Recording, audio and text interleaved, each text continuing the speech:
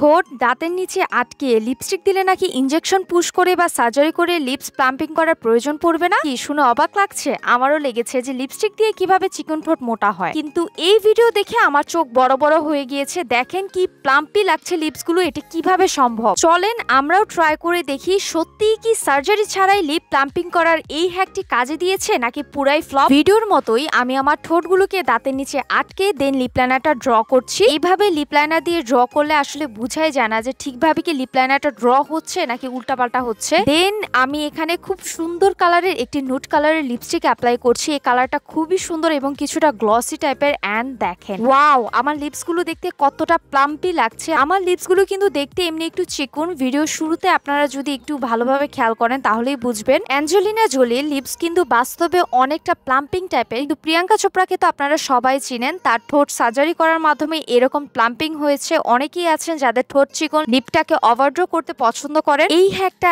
একবার হলেও ট্রাই করে দেখবেন। আমি আশা করিনি এই হ্যাক এতটা বেস্ট হবে। লিপটাকে প্লাম্পি দেখাতে আপনাদের আর ইনজেকশন পুশ করা বা সার্জারি করার প্রয়োজন পড়বে না। ইনস্ট্যান্টলি এই হ্যাকটা ট্রাই করার মাধ্যমে আপনাদের লিপটাকে প্লাম্পি দেখাতে পারবেন। আমি যতটা ইমাজিন করেছিলাম তার চেয়েও অনেক সুন্দর একটা হ্যাক ছিল এটা। অবশ্যই ট্রাই করে আমাকে ফিডব্যাক জানাবেন। নতুন আরো অনেক ভিডিও পেতে অবশ্যই আমার পেজটিকে ফলো করবেন, ভিডিও শেয়ার করে দিবেন। টাটা।